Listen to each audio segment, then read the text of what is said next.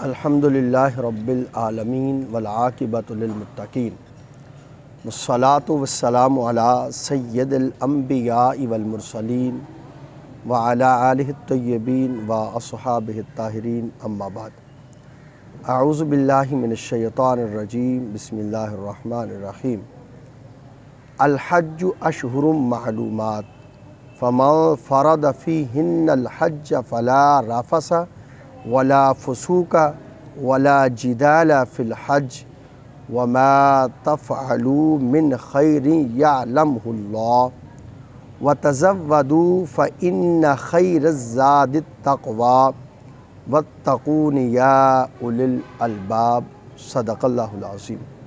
اللہم صلی وسلم علی سیدنا و مولانا محمد وعلی آل سیدنا و مولانا محمد وبارک وسلم وصلی علیہ۔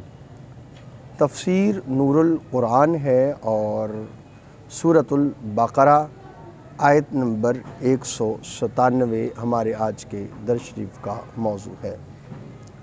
آیت نمبر 196 میں حج کے بارے میں اور عمرہ کے بارے میں کچھ باتوں کا بیان ہوا۔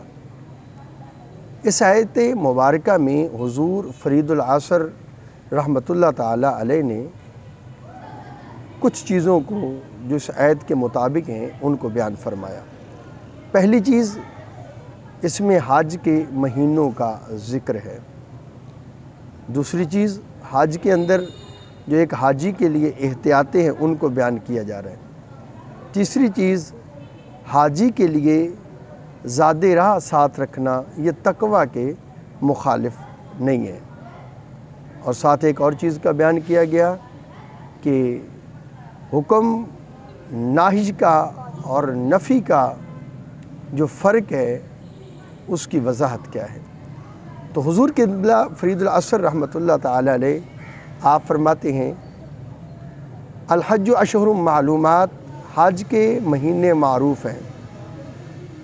فمن فرض فیہن الحج فلا رفث ولا فسوق ولا جدال فی الحج، جو شخص ان مہینوں میں حج کی نیت کر کے حج کو لازم کر لے تو حج میں نہ عورتوں سے جماع کی باتیں ہوں، نہ گناہ، نہ جھگڑا۔ وما تفعلوا من خیر یعلمہ اللہ، اور تم جو نیکی کرتے ہو اس کا علم اللہ کو ہے۔ وتزودوا فإن خیر الزاد التقوی واتقون یا اولی الالباب، اور اگر سفر کا خرچ تیار کرو تو بہترین سفر خرچ جو ہے وہ تقوی ہے، اور اے عقل والو مجھ سے ڈرتے رہو۔ حضور فرید العصر رحمۃ اللہ علیہ ان آیات، ان قرآنی الفاظ کی روشنی میں اس آیت کریمہ کے مطابق کچھ یوں فرماتے ہیں۔ پچھلی آیت مبارکہ میں حج کا ذکر تھا، اب اس کا وقت بتایا جا رہا ہے۔ اس آیت مبارکہ میں حج و عمرہ کی ادائیگی کا فرق بیان کیا جا رہا ہے۔ حج کی ادائیگی کے لیے خاص دن ہیں، جبکہ عمرہ سال بھر میں کسی بھی وقت ادا کیا جا سکتا ہے۔ حج کے چند مہینے جو معلوم ہیں وہ شوال، ذیقعدہ اور ذی الحج کے ابتدائی ایام ہیں۔ حج کے دنوں میں بیہودہ گفتگو، نافرمانی اور جھگڑے سے روک دیا گیا ہے تاکہ ان برائیوں سے بچ کر حج کے حقیقی مقصد کو پایا جا سکے۔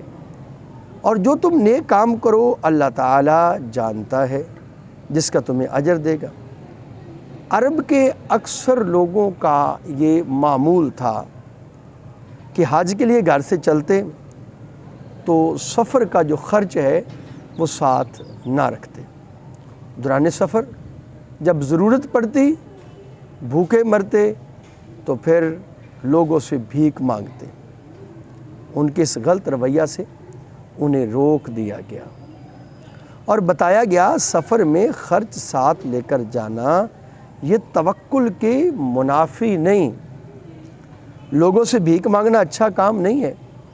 سفر کا خرچ لے کر جانے کا حکم دیا گیا ہے اور فرمایا گیا بہترین توشہ پرہیزگاری ہے، اسے اختیار کرو، عقل مندوں کو حکم دیا گیا کہ وہ اللہ سے ڈریں۔ احرام کی حالت میں 3 چیزوں سے پرہیز کو لازمی قرار دیا گیا: رفث، فسوق اور جدال۔ لفظ رفث جو ہے اس کا معنی یہ ہوتا ہے کہ عورت سے مباشرت، بوس و کنار اور ان کاموں سے متعلقہ کھلی گفتگو بھی حالت احرام میں حرام فرما دی گئی۔ فسق کا معنی تمام گناہوں کو شامل ہے، مگر یہاں پر سیدنا عبداللہ ابن عباس رضی اللہ تعالی عنہ کے قول کے مطابق ممنوعات احرام مراد لیے ہیں، یعنی ہر وہ کام جو احرام کی حالت میں ممنوع اور ناجائز ہے اس کو فسق کہا گیا ہے۔ جدال جھگڑا کرنے کو کہتے ہیں، اس کی بھی ممانعت کر دی گئی ہے کہ احرام کی حالت میں کسی قسم کے جھگڑے سے باز رہا جائے۔ دور جاہلیت میں عرب مقام وقوف کے بارے میں جھگڑتے تھے۔ کچھ مقام عرفات میں وقوف کو ضروری سمجھتے تھے، کچھ مزدلفہ میں وقوف ضروری سمجھتے تھے اور ایک دوسرے سے بحث و مباحثہ جھگڑا کرتے تھے۔ اسلام نے عرفات میں وقوف کو فرض فرما کر مزدلفہ میں وقوف کو واجب قرار دے کر جھگڑے کا خاتمہ فرما دیا کہ اس لمبے سفر میں رفقا سے کئی مسائل میں الجھاؤ پیدا ہو سکتا ہے، تو لا جدال فرما کر انہیں ممنوع قرار دیا۔ فلا رفث ولا فسوق ولا جدال۔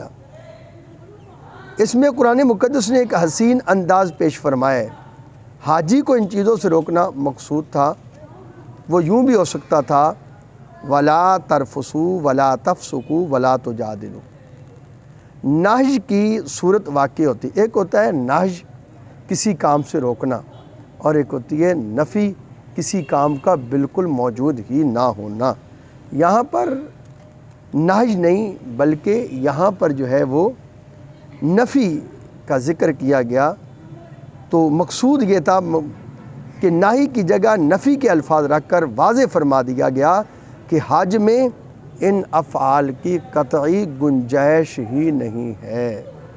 تو حاجی کے لیے یہ چند احتیاطیں، دعا ہے اللہ تعالیٰ نور قرآن سے ہمیں اپنے سینوں کو منور کرنے کی توفیق عطا فرمائے۔ وصلی اللہ تعالیٰ علی حبیبہ محمد وآلہ وصحابہ وأہل بیتہ اجمعین برحمتک یا ارحم الراحمین۔